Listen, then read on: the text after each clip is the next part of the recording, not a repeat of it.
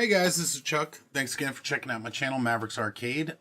Today we're going to be installing the NES emulator. There's a couple different ones to choose from. I personally like NEStopia, or NEStopia, I guess you would call it. For those who are new to the channel, recently I just upgraded all the parts in my arcade cabinet to a new processor, NVMe drives, and a new large storage drive. So I'm reinstalling everything from scratch. And the benefit to that is when I was first setting everything up, I was in a race to get it all set up, and it was very sloppy. Files were all over the place. There was so if I built an NES emulator, all the ROMs were right underneath that. When I set up Launchbox, the LED blinking and everything was set up underneath Launchbox, and things became a little difficult to find when I was looking for something specific. So now that I'm rebuilding everything, I'm going to build it in a manner where the emulators are on an NVMe drive, and they're all organized in a very nice fashion. And then the ROMs are going to be the same way, but they're going to be on the older, slower storage large drive. But again, in an organized fashion. So instead of having the ROMs directly underneath the specific emulator, they're going to be underneath a hierarchy under a different drive. So that way, if I install multiple NES emulators and review various ones, the ROMs are not specific to the place where they were originally installed. So what I'm going to do is first bring up a capture of the arcade screen, and we're going to set up the emulator first. So first thing we're going to do is we're going to go to the web. Now, the other benefit to having to reinstall all my emulators and software is I'm making sure to get all current versions of everything. So some of my stuff had become kind of out of date, and I was not very good at keeping it up to date. So we're going to go over to this site in particular, and I'm going to move slightly over to this side so you can have a good view of my screen. And we're going to go to the original Nintendo here. So one thing that's cool about this site is it shows like the various original hardware specifications. It lets you see how little compared to now the developers of the time had to work with. And again, though, when this system came out, it was ridiculously powerful. I mean, the graphics just from the commercials alone got everybody excited. So we're going to go with one of the most popular emulators, which is the NEStopia, or as I call it, NEStopia. And we're going to go down and we're going to download it. Now, it would look as if I'm just plain downloading this file, but please be aware, this machine on my network is being routed specifically through a VPN tunnel. While emulators themselves are completely legal, just because some people view it kind of funny, I rather just send it all through a VPN anyway. So that's what I do. Now, one thing that's nice about this emulator, this is going to be one of the most simple emulators to install because it's all self-contained. It doesn't use the Windows registry or anything like that, so it's very portable. In fact, I could have taken my original install and just used that. However, like I said before, I want to kind of clean things up during this go-round. So I copy all the files from the zip file, and then I'm browsing on my D drive. I have a folder called Emulators. And this is, again, one of the NVMe drives. And I have a folder called NES. And then I'm going to create a folder called NEStopia. And I'm going to paste the contents in there. Now, previously, I'd already copied the NES ROMs onto my ROMs drive. Now, even though I just rebuilt the system, the reason why it looks so large and full already is because I still have all the old drives. And as I move the content out of the old drives, I'll delete the old drives and it'll be just everything reorganized. So this is my way of reorganizing things. I've also created a toolbars folder, and in there I have games and streaming utilities. And actually what I need to do is, so I try to set it up later and I actually put this in a different folder. So where is open folder? Yeah, so I created it under the D drive called emulators, but really I want to have this all in the same place. So I'm going to move this emulators folder off where I had a thing for toolbars, and let me see. Where I stored that? Yeah, so I stored that on the slow drive. So under this section, I'm going to remove the toolbars so that now I have them all over here. So on the E drive, I have toolbars, and then I have emulators. And what I want is to remove this folder. And now what I want to do is on the toolbar, I'm going to go toolbars, new toolbar, and I'm going to point to this location, and I'm going to grab that emulators folder. And now I have emulators on here. So anything I drop in here will automatically be on this bottom toolbar. So again, once you've set up that toolbar and you've added a new emulator as I have, you can right click on it, open the folder for that toolbar, and then I'm going to just drag a shortcut over here. Now it's saying copy. I don't want to copy. I want to use the Shift, Alt, or Control key to do create a link. And I'm going to rename this to NEStopia.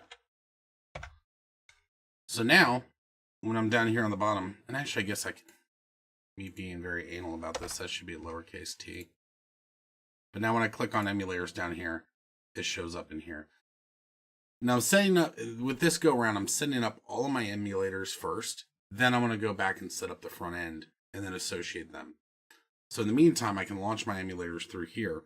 And then just later on, for troubleshooting purposes, because I have this toolbar, it allows me to easily get to a location where I have various emulators installed. So I'm done with the toolbars folder. And now we have NEStopia. Now, I'm going to go ahead and close the website. And I'm going to go ahead and launch this. Now, you can see right now we have 8 files in here.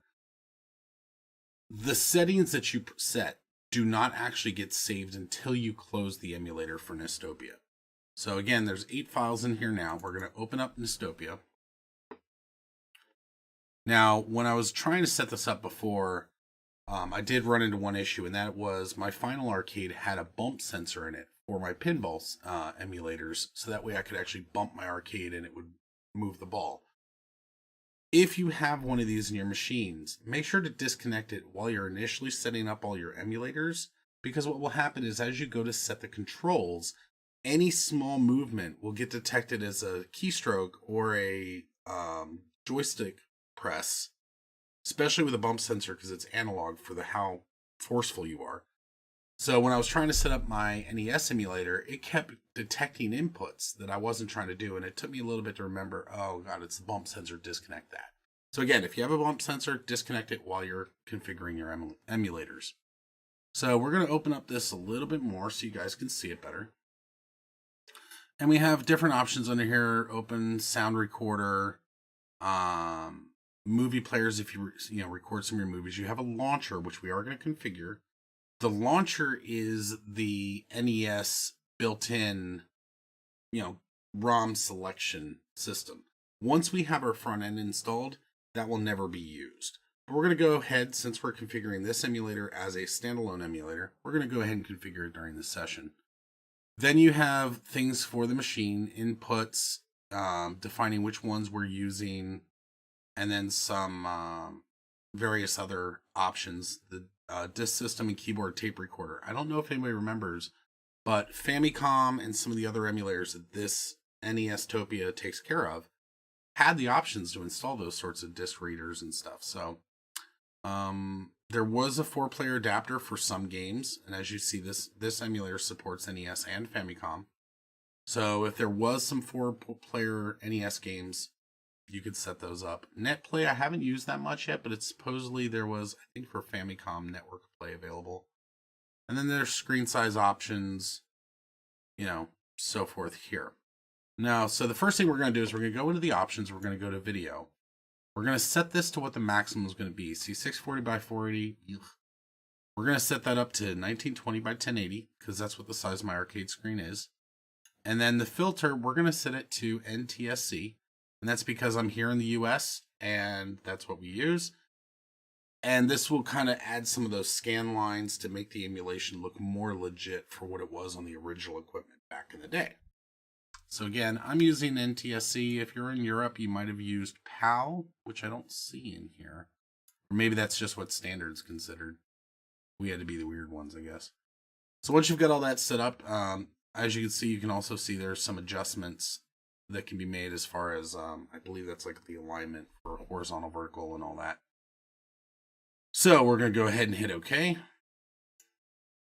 And then we're going to go back to options. We're going to look at sound, just look at the options. Here, nothing should need to be changed. But if you wanted to change the output, instead of going through whatever your Windows defaults is set at, you could specifically set it to go through a specific output. I hit primary. We're just leaving it at that.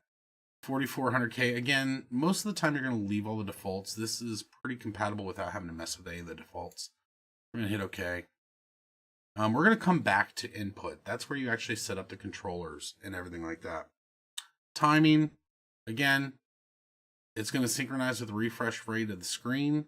We can use VSync if we want to, but yeah, we should be good there. And then we're going to go to our preferences or paths. Now, again, remember, this does not save any settings until you've closed the emulator and it creates a configuration file. But if you have your ROMs in a specific place, you're going to want to uncheck the box for last visited, or else it'll remember if you accidentally browse somewhere. So, like if my daughter wanted to play it and she accidentally browsed to another location, that's going to screw it up for the next person. So I just uncheck last visited, and now I'm browsing to my E drive, and then I have ROMs folder, and then I have NES, and all my ROMs for my NES are in there. So go ahead and hit OK on that. Leave this box again unchecked. These default location for save states and all these things, I just leave them alone. There's no real reason to change it. So then I'm going to go ahead and hit OK. And I'm going to go back to options, and now we're going to look at preferences and see if there's anything in here that we're going to really want to change. So the one thing that I do say you should change is switch to full screen on startup. But you really want to do that after you've finished setting up the emulator, because it makes the menu a little more difficult to read unless you do. To go from full screen back to regular, back to full screen, like most Windows applications, you do hold down Alt and hit Enter. But we will go ahead and say switch to full screen on startup. There's nothing else really that we need to change here. You can play with the options if you want, but I just leave it here. And it's the favored system is the NES NTSC. And again, that's because I'm the United States. If you were Europe, it would be NES PAL to look most like what you were used to. And make sure always ask is unchecked. By default, it's unchecked, but it could become annoying if it became checked. So we're going to go ahead and hit OK. And the next thing we're going to do is we're going to look at File and go to Launcher. Once in there, we're going to click on Options and we're going to choose Paths. The launcher maintains its own file path structure, not necessarily what you've configured in the other screen. So it's saying which folders should we check. In other words, to index all of our image files. So we're going to again add E drive, ROMs, NES. And then we're going to check, it's already set over here to check for archives or NES files that are just straight up there. Check the boxes to include, so we're going to go ahead and check that. And now we're going to go ahead and hit OK. We're going to then refresh, and it's now scanning the ROM files and it's giving us a list. So with the launcher, we'd actually be able to select which ROM directly we want to launch. Now, I don't know if you saw the option.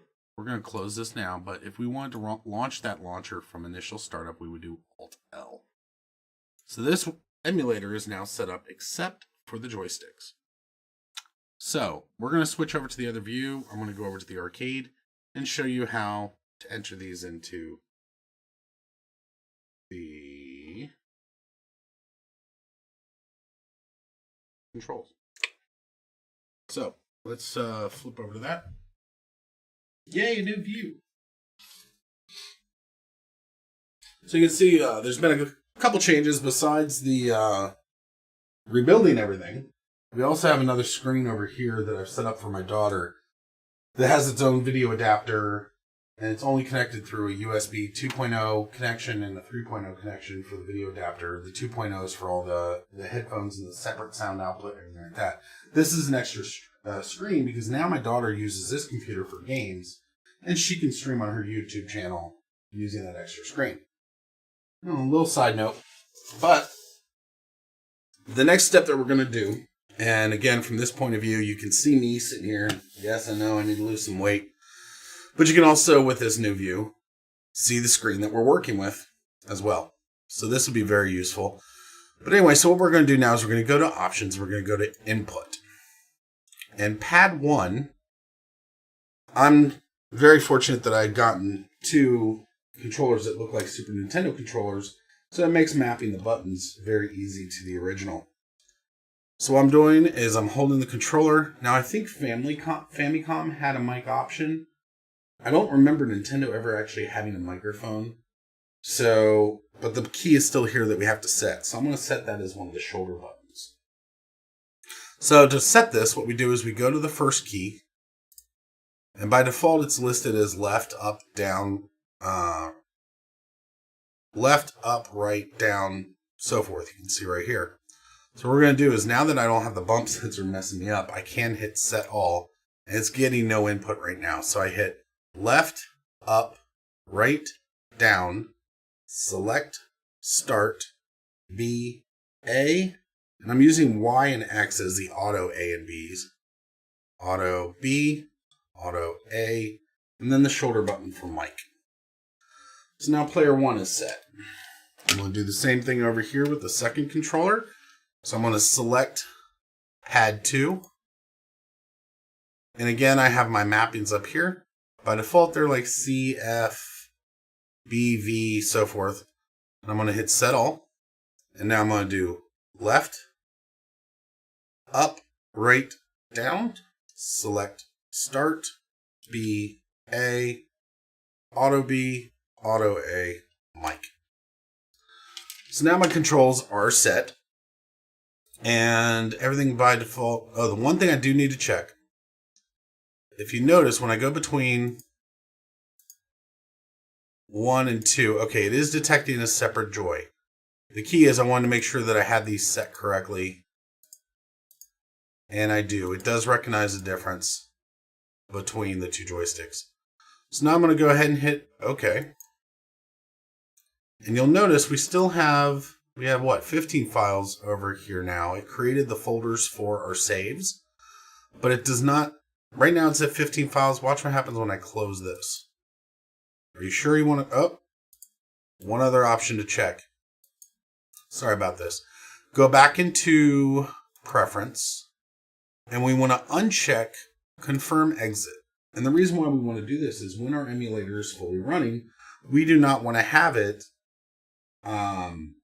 confirm on exit when we hit, in my case, my exit button that all my emulators will be configured for. So we're going to go ahead and we uncheck the box for confirm exit. And now we're going back into the input. And we're going down to emulation file.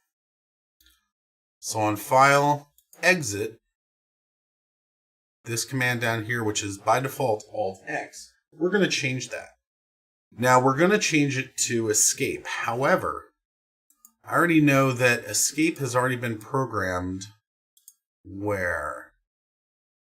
Under the toggle menu in the view settings, view, toggle menu already is using escape. So I don't want that. I want to clear that entry. Whoop, let me go back to default and unset that entry. Let me verify pad 1 and pad 2 are still correct. And under view, the toggle menu option has been removed with escape. Now I can go under file, select exit, choose that command, and I can hit set, and then hit my escape key. So now when I hit escape, it will exit the emulator. So I hit OK for these options. And again, right now we have 15 files. When I close this, it just created configuration files. And now we have 17. Looks like the files that were created were this NEStopia text document. which looks like a log file. Yeah, it's a log. And this XML document, which is the configuration settings. So now when we launch launch NEStopia, it's in full screen mode as we expected and requested. And it's just sitting there with a cursor. So we're going to do Alt-L. And we have our launcher. And again, this will not be necessary once we have our front end installed. We're going to go ahead and launch a game. Let's launch... where's Super Mario Brothers? Where are you at? Oh, Scared Eye. Such a good game. Super Mario Brothers 1. So as you can see, we've got the game loaded. It looks very original. It's a little gross on this blown up screen, but we're going to go ahead and hit select. And we can see that's working, and we'll hit start on player 1. And we're just going to test to make sure our controls work. So we go boing, boing. Now the one thing that's annoying is the original controller was the first to patent the D-pad. Okay, so this is working. So it was the first to patent the D-pad. So any generic controller you get, the D-pad just doesn't feel the same. And the buttons, the mechanics are slightly different than the original because they, again, had copyrights on the way their mechanics work. So you're not going to get the 100% real feel, but the button positions and everything gives you that natural feeling. Now, the last thing to check on this emulator is that when we hit the stop button, that it does close the emulator. So we hit that. And yes, as you can see, we are now back to the, this monitor takes a second to adjust its settings, but your capture's correct.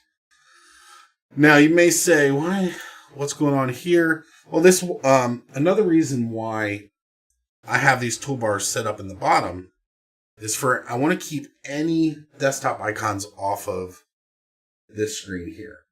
And the reason I want to do that is because as my emulator is loading, once I'm done setting up all my emulators in my front end, I'm going to have the toolbar auto hide. And what will happen is once the toolbar is set to auto hide, taskbar, toolbar settings, auto hide, desktop mode. So what will happen, and this trash can I actually have moved over to the secondary monitor.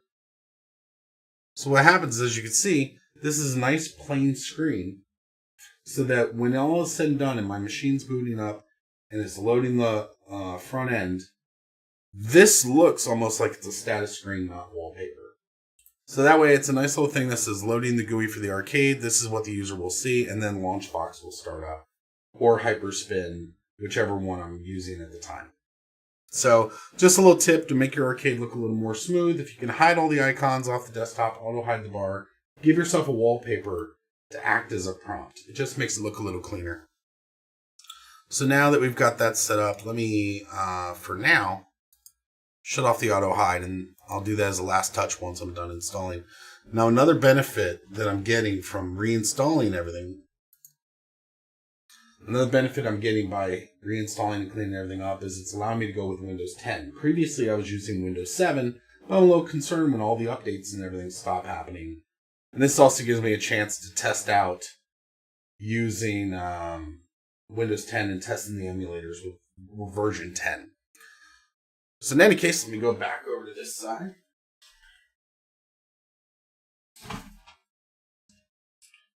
Go back to our main scene. Oh, screwed that up a little bit. It was almost a really clean install video. So in any case, that's how you install the Nintendo. Like I said, it's an extremely simple install. The next couple of videos are going to get a little more difficult. MAME is a little more difficult to do, especially because you have to use the keyboard a lot more to configure it. But I'm also working on new graphics and everything like that. I'm also changed the way I've decided I'm going to use YouTube,